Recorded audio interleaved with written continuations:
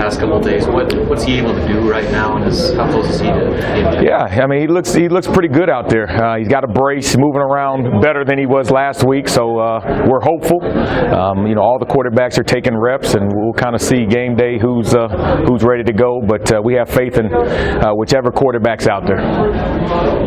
What challenge does Indiana present? Yeah, they're aggressive on defense. They fly around. They play with a lot of swagger. They play together. They kind of really symbolize their head coach, who's a defensive-minded guy, and so they're flying around, play with a lot of passion. On the outside, they're going to get up in your face and jam and press and disrupt the timing on the perimeter. Inside guys, they're stout. They might be one of the most stout defensive line groups we have played this year. So we've got to test up front with the O-line, and their linebackers run well, very athletic. A lot of kids from Florida, and they play fast and very aggressive. So we got our hands full. Coach was talking about over the bye week, just kind of establishing a physical identity, lots of inside zone, just kind of keeping it back to basics. How much of that was just kind of getting back to establishing that part of the offense? Yeah, we need to get back to basics. In this league, you got to be physical. You got to be physical both sides of the ball at every position. And in this game, it's going to come down to which offense is the most physical. And on the perimeter, we got to be able to block their safeties who they get down in the box. Up front, we got to be able to block their defensive linemen. So we want to do a lot of good on good. R1's offense versus R1's defense, and get after it. And there wasn't no mystery of what we're going to do. We're going to run the ball inside, and you're either going to stop us or we're going to dominate you up front. And so it was a good couple days of practice. We got healthy for the most part and refreshed. That was another goal of the bye week, was make sure that we got healthy, refreshed for these next two games, and we did that. So very excited about where we are going into Saturday.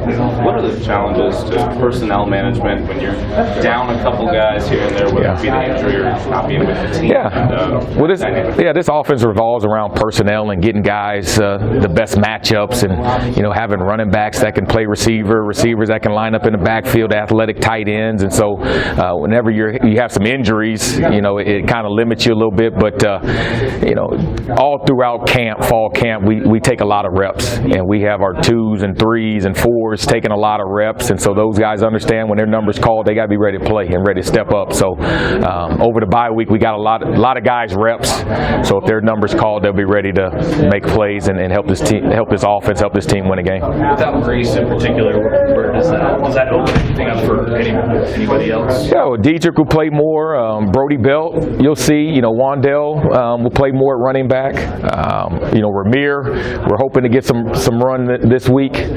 He's playing well. He's fast, explosive, and so it's all hands on deck. And all those are the group of running backs that really had a good week of practice, and those guys know that when their number's called, they got to be ready to step up. We're hopeful. He's been out there doing some things, and so we're hopeful that he'll be ready to go Saturday. Is the explosive plays to your offense? Have you put a finger on why you haven't had as many? Yeah, it's very important to any offense. It's hard these days to go 8, 10, 12 plays down the field, and so if we can create explosives, then it limits the amount of time we're on the field. And really, why we're not creating explosives all across the board.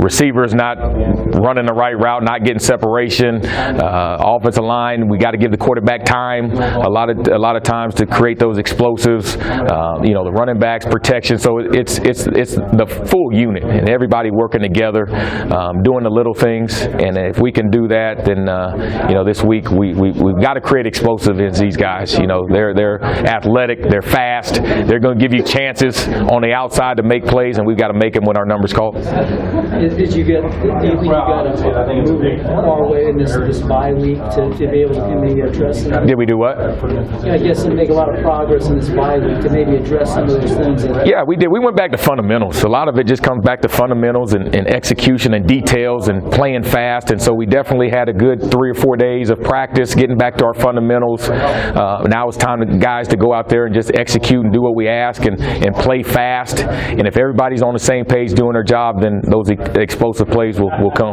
Kate Warner got a little more involved. Yeah. So did you anticipate him? Yeah, I do. He's healthy, and so he's a reliable target, knows what to do, great hands.